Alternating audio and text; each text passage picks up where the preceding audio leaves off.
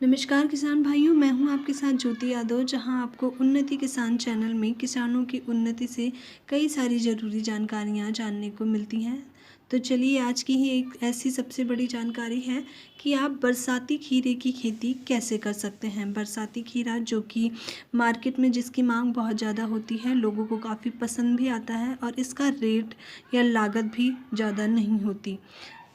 तो चलिए वीडियो को आगे बढ़ाते हैं, पर उससे पहले आप चैनल को लाइक, शेयर और सब्सक्राइब कर दीजिए। अगर कोई दिक्कत है या आप अपने बारे में कुछ शेयर करना चाहते हैं तो हमें नीचे कमेंट बॉक्स में ज़रूर बताएं। आपकी फ़सल इस बार कैसी हुई, हमें उसके बारे में भी ज़रूर जानकारी दें।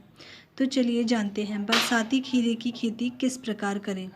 जैसा कि आपने सभी ने सुना होगा, आवश्यकता ही आविष्कार की जर्नी है। अगर आपको आवश्यकता होती है तभी आप नए नए आविष्कार कर पाते हैं, उस थोड़ी सी चीज़ों में भी उन्नति कर पाते हैं। तो जैसा कि आप सभी जानते हैं, बरसाती खीरे की खेती मध्य जून में शुरू होती है। अगर पहले ही जून में बारिश हो जाती है तो ये बहुत अच्छी बात है, नहीं तो आप इसकी शुरुआत जुलाई में कर सकते हैं, क्योंकि बरसात से बरसाती खीरा की उन्नति जो है, उत्पादन होता है, वो काफ़ी लाभदायक होता है।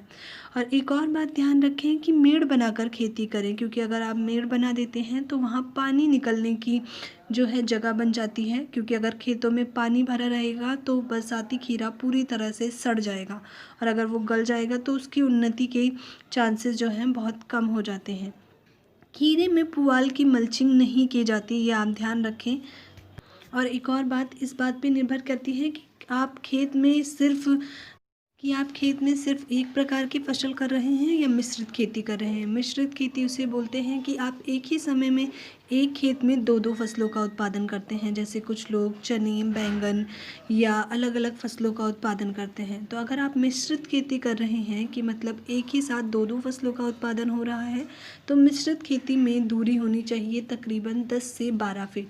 10 से 12 फीट दूरी रहेगी तो जो है फसल को उन्नति करने का, उत्पादन करने की जगह बनी रहेगी और खीरे पूरी तरह से ग्रो करेंगे या ग्रोथ करेंगे, बढ़ेंगे, मेरा मतलब है। अब सवाल उठता है कि बीज से बीज की दूरी कितनी होनी चाहिए। तो बीज से बीज की दूरी तकरीबन 1 फीट होनी चाहिए। 1 फीट बीज की दूरी जो है उसकी उर्वरता को बढ़ा देती है और उसके उत्पादन में भी उन्नति करती है। ऐसा माना जाता है कि अगर आप खीरे की खेती में जैविक खाद, ये जैसे गोबर या नेचुरल खाद, जो प्राकृतिक खाद होती हैं, गोबर का प्रयोग करते हैं तो उससे खेत की उन्नति होती है, उसका उत्पादन, उसकी उर्वरता भी बढ़ती है। ज़्यादा रोग नहीं लगते इस खेती में, तो आप ज़्यादातर रासायनिक पदार्थों का प्रयोग ना करें, क्योंकि आपको पता है आपकी रासायनिक पदार्थ जो होते हैं अधिक मात्रा में अगर आपका इनका प्रयोग करते हैं तो आपकी खेत के लिए भी नुकसान होता है, साथ ही साथ आपकी ज़मीन को भी ये बंजर बना देता है। लटेदार फसलों में आप जैसे डीएपी, पोटास का प्रयोग कर सकते हैं, सल्फ़र, जिंक। लेकिन ध्यान रहे, अगर आप सल्फ़र और जिंक का प्रयोग कर रहे हैं तो पत्तों से सल्फ़र और जिंक झाड़ दें और नीचे ज़मीन पर गिरा दें, क्योंकि अगर फसलों पर सल्फ़र और जिंक पड़ा रहेगा तो वो फसलों को पूरी तरह से खा लेगा, पत्तों को खा लेगा और या उन्हें पत्तों को जला देगा, जो कि उत्पादन में या ग्रोथ में कमी लाएगा। आशा है आपको ये वीडियो पसंद आई है। वीडियो पसंद आई है तो लाइक, शेयर, सब्सक्राइब कर दीजिए। धन्यवाद।